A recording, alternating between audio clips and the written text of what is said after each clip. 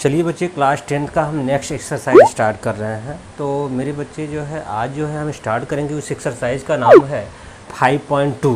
तो 5.1 का जो है मैंने वीडियो अपलोड कर दिया है, उसको आप ध्यान से देखिएगा। अगर आप 5.1 की वीडियो आप देखते हैं और समझ में लेते हैं तो 5.2 के में ज़्यादा दिक्कत नहीं आएगी। इसमें आपको एन टर्म फाइंड करने आना चाहिए। जैसा कि मैंने आपको बताया था, कोई सीरीज लिया था, उसके एन टर्म की बात मैंने किया था, तो एन के स्थान पे ए एन रखा है, बस यही समझना है आपको। जैसे मैंने बताया था, टर्म में T1 को जो है ए आपने लिया था और T2 को ए प्लस डी लिया था और T3 को जो है ए प्लस आपने 2D लिया था। मेरी बात आप समझिएगा, जब पहला टर्म होगा तो ए होगा और दूसरा टर्म जैसे ही आएगा ए प्लस डी हो जाएगा।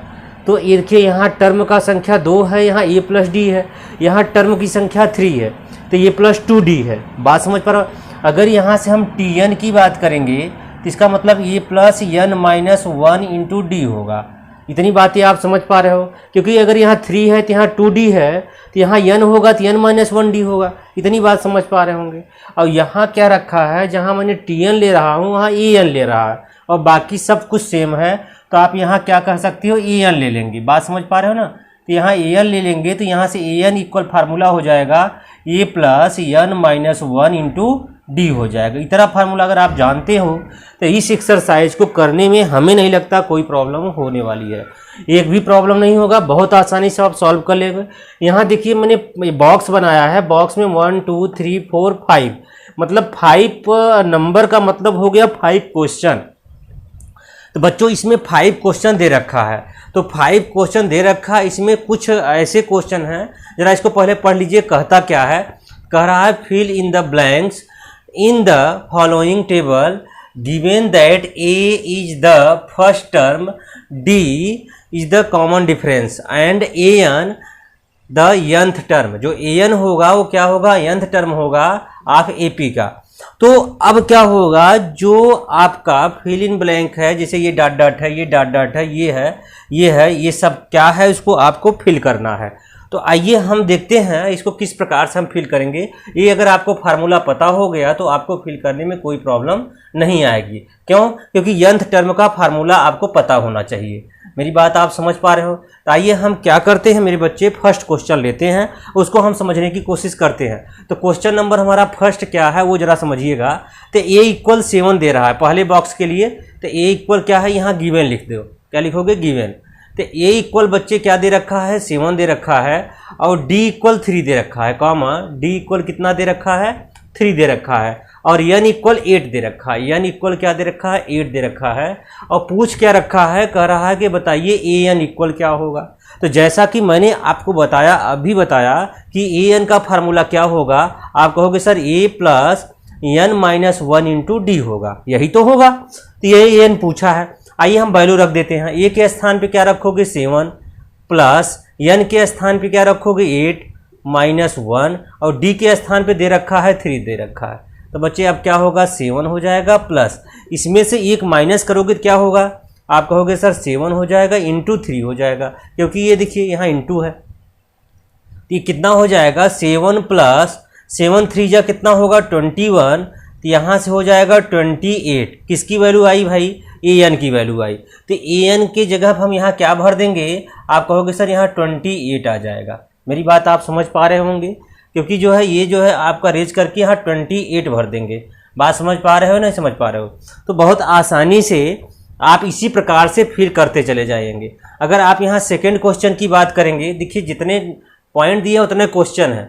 तो सेकेंड क्वेश्चन ये है, तो इसमें देखिए ए इक्वल, इस लाइन में ए इक्वल कितना दे रखा है, आप कहोगे ए इक्वल माइनस 18 दे रखा है। बच्चे समझ रहे हो ना? तो उसके बाद आप डी देखो, यहाँ से डी आपका खाली है, तो डी इक्वल आप रखोगे क्वेश्चन मार्क्स। और यहाँ से एन देखो बच्चे क्या दे रखा है, एन इक्वल आपको देख रहे हो 10 दे रखा होगा। और ए एन इक्वल कितना दे रखा है, ए एन के स्थान पे 0 दे रखा है।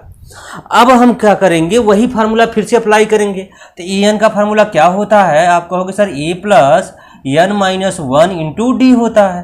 तो ए एन के स्थान पे क्या रखोगे, 0 रख दोगे।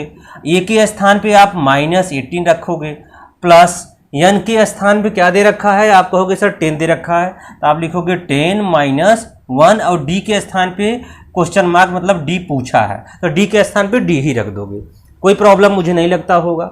अब -18 है बच्चे, तो यहाँ देखो इसको इस साइड ले आओगे तो +18 हो जाएगा। अब इक्वल जो है n में से 10 में से 1 का माइनस कर दोगे तो ये हो जाएगा 9 हो जाएगा। अब क्या करोगे, d की वैल्यू चाहिए तो इसको डिवाइड कर दोगे, तो यहाँ से d इक्वल हो जाएगा 18 डिवाइड बाई 9, 9 2 जा 18, तो d की वैल्यू आपको क्या मिल गई, 2 मिल गई। तो आप देखिए इसमें d रखा है, तो d को हम रेज करके हम क्या रखेंगे, यहाँ हमारा 2 हो जाएगा। मेरी बात आप समझ गए होंगे, कितना आसान है, बहुत ही आसानी से हम इसको सॉल्व कर ले रहे हैं। आइए हम इसका थर्ड क्वेश्चन लेते हैं और आपको समझाते हैं इसका थर्ड क्वेश्चन में क्या होगा, फिल किया जाएगा।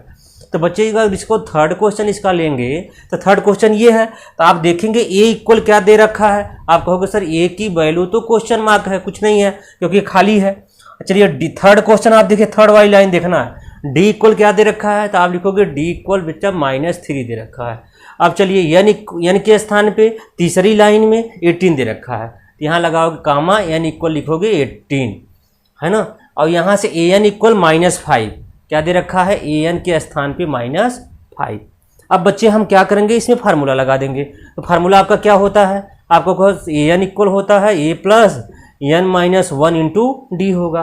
तो बच्चे an के स्थान पे क्या है, -5 इक्वल a के स्थान पे क्वेश्चन मार्क प्लस n के स्थान पे कहोगे 18 है, -1 d के स्थान पे क्या रखा है, -3 दे रखा है। मेरी बात आप समझ गए होंगे। तो अगर यहाँ -5 है इक्वल a प्लस यहाँ से 17 इंटू -3 हो जाएगा कि नहीं हो जाएगा, हो जाएगा। तो यहाँ बताइए जब इसको हम -5 लिखेंगे और इक्वल a, और यहाँ से प्लस इंटू, ये देखिए प्लस है सिंबल, और 17 3 जा कितना होगा, आप कहोगे सर 51 होगा। तो अब ये सिंबल माइनस का ही रहेगा, अब यहाँ माइनस है उस साइड जाएगा तो प्लस हो जाएगा। तो बेटा a इक्वल क्या होगा, 51 - 5। अब यहाँ से आप माइनस कर दोगे, जैसे ही माइनस करोगे तो 14 6 हो जाएगा, यही तो होगा। तो आप कहोगे a के स्थान पे क्या हो जाएगा, तो यहाँ से आप a के स्थान पे 46 रख दोगे, है ना। आपका पहला कॉलम कंप्लीट हो गया, दूसरा कंप्लीट हो गया, तीसरा भी कंप्लीट हो गया। अब बचा चौथे का नंबर। तो आइए हम चौथा भी, फोर्थ नंबर के क्वेश्चन को भी हम करके यहाँ दिखाते हैं। तो फोर्थ नंबर का क्वेश्चन क्या है बच्चे, उसको ज़रा लिख दीजिए, पहले गिवन दैट करके लिख दीजिए। तो फोर्थ ये है। अब यहाँ एक क्वेश्चन नंबर फोर्थ है, ये इक्वल दे रखा है कितना कि -18.9 दे रखा है। मेरी बात आप समझ पा रहे होंगे। और b इक्वल क्या दे रखा है, कहोगे यहाँ से 2.5 दे रखा है ना जी। और n इक्वल आप सॉरी ये d है ना, कॉमन डिफरेंस है। तो अब यहाँ से n इक्वल क्या रखा है, क्वेश्चन मार्क है, और an के स्थान पे 3.6 रखा।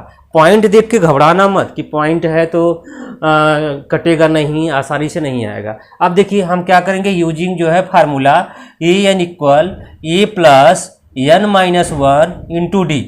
तो बच्चे an के स्थान पे क्या रखोगे, तो आप कहोगे सर यहाँ 3.6 रखा है, फिर a के स्थान पे -18.9 है, प्लस n के स्थान पे मेरे बच्चे क्वेश्चन मार्क्स है, और d के स्थान पे क्या है, आप कहोगे सर 2.5 है। इतनी बातें आप समझ गए होंगे। अब देखिए यहाँ तो माइनस है ना जी, जब इस साइड आएगा तो प्लस हो जाएगा, तो इसको इस साइड ले लो ना, 18.9 और प्लस 3.6 इक्वल n -1 2.5। अब इसको ऐड कर लो, तो देखो पॉइंट जब ऐड हो जाएगा तो ये हो जाएगा कितना, 9 और 6 क्या होगा, 15 हो गया, 1 कैरी हो गया, और 8 और क्या होगा, 3 होगा, तो 11 हो जाएगा, और क्या होगा, एक 12 हो गया। मेरी बात आप समझ पा रहे होंगे।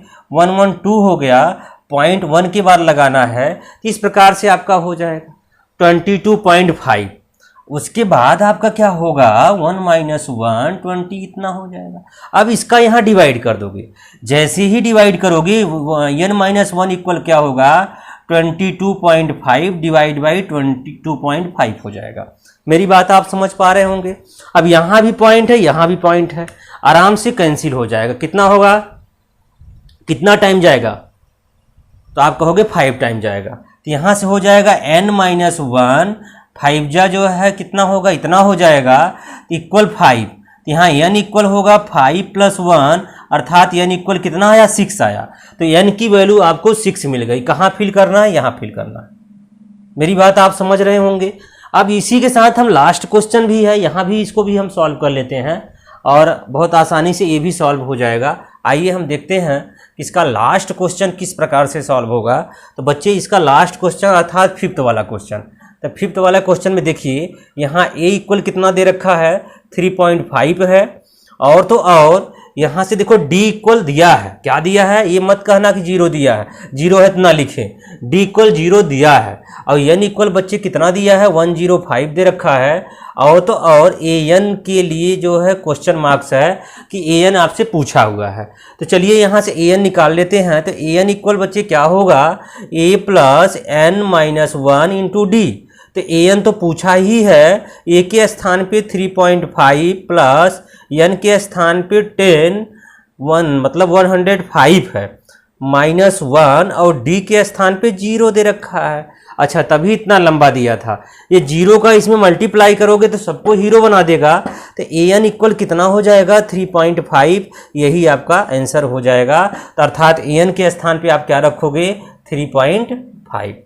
तो मुझे लगता है आपको सारी बातें समझ में आ गई होगी। बहुत ही आसान था, बस स्टेप टू स्टेप करते जाइए। पहले पहला क्वेश्चन करिए, यहाँ भर दीजिए, उसके बाद दूसरे नंबर का क्वेश्चन करिए, फिर तीसरे नंबर का करिए, फिर चौथे नंबर में जो दिया है उसके हेल्प से, पाँचवें नंबर में जो दिया है उसके हेल्प से करते जाइए। बहुत ही आसानी से स्टेप टू स्टेप सारे क्वेश्चन आपका हो जाएगा। तो मेरी बात आपने समझ लिया होगा। तो चलिए हम इसका जो है सेकंड क्वेश्चन लेते हैं और आपको समझाते हैं। तो चलिए बच्चे इसका सेकंड क्वेश्चन देखते हैं। इसमें क्या दे रखा है, कह रहा है choose the correct choice in the following and justify. तो इसमें जो है आपका ये देखिए आपका इस प्रकार की जो है सीक्वेंस दे रखा है, कह रहा है 10 है, 7 4 इज। इसमें 4 ऑप्शन दे रखा है। तो चारों ऑप्शन में कह रहा है कि 30वां टर्म क्या होगा। तो आप जानते हो, इसके फार्मूला जानते हो, जैसे मैंने आपको बताया था कि tn टर्म होता है a plus n minus 1 into D. कहीं कहीं इसी को an कहते हैं, a plus n minus 1 into D, दोनों एक ही बात है। तो हमें क्या कह रहा है कि इसका 30 नंबर का टर्म क्या होगा।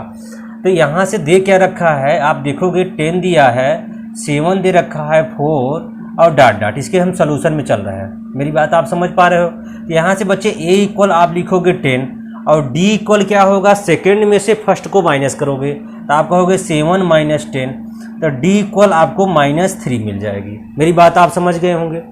उसके अलावा आपको क्या चाहिए, और तो यहाँ से आप देख रहे होंगे कि हमें चाहिए a 30 इक्वल क्या होगा, a plus 30 minus 1 into D. तो a 30 हमको चाहिए, तो a n के स्थान पे 30 हो जाएगा। अब a के स्थान पे आप लोग 10 ले लोगे।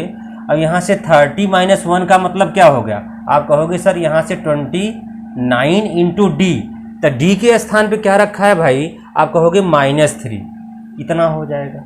तो चलिए इसका हम सॉल्व कर लेते हैं। ये देखिए जब इसको सॉल्व करेंगे 10 हो जाएगा, ये माइनस का सिंबल आएगा, आएगा कि नहीं आएगा। तो यहाँ से हो जाएगा ये 9 त्रिक 27, 3 दूना 6 7 8, 87 आ जाएगा। अगर इसमें से माइनस करोगे तो -77 हो जाएगा ये 30 की वैल्यू। तो आपको देखो कह रहा है इसका ऑप्शन खोजो, तो ये 30 की वैल्यू कितना आएगा, तो आप कहोगे C आ जाएगा। तो लिखोगे hence C is the correct answer. मेरी बात आप समझ पा रहे होंगे किस प्रकार से C जो है इसका करेक्ट आंसर हो जाएगा। तो यही आपका ये सलूशन था, बहुत आसान था। तो चलिए इसका जो है हम क्या करते हैं सेकंड पार्ट लेते हैं और आपसे इसका सेकंड क्वेश्चन देखते हैं, सेकंड पार्ट क्या कहता है उसको समझिए। इसमें देख रहा है वो भी जो है चूज करना है। तो 11 टर्म ऑफ AP, मतलब इस AP सीरीज का आपको 11th टर्म फाइंड करना है। तो आप ज़रा सोचिएगा इसका हम सलूशन किस प्रकार से निकालेंगे। अगर हम इसके सलूशन पे चलेंगे तो a इक्वल कितना होगा, कहोगे -3 हो जाएगा। अब d क्या होगा, तो आपका d का मतलब क्या होता है, आप कहोगे सर सेकेंड टर्म में से फर्स्ट टर्म माइनस किया जाता है, तो -1/2 माइनस क्या है -3 है। तो इसको हम सॉल्व करेंगे तो -1/2 ये +3 हो जाएगा। तो d इक्वल -1/2। अब ये देखिए इसमें इसका मल्टीप्लाई कर दीजिए। तब इसका जब इसमें मल्टीप्लाई कर दोगे तो ये -1 है प्लस 6 हो जाएगा डिवाइड बाई 2 होगा, आप जानते ही हो। तो डी इक्वल कितना हो जाएगा, कहोगे सर 5/2 हो जाएगा। हमें डी की वैल्यू मिल गई और ए की वैल्यू मिल गई, हमें चाहिए 11 टर्म, तो यहाँ से चाहिए ए और 11 इक्वल क्या होगा, ए प्लस 11 माइनस 1 इंटू डी, यही तो चाहिए आपको।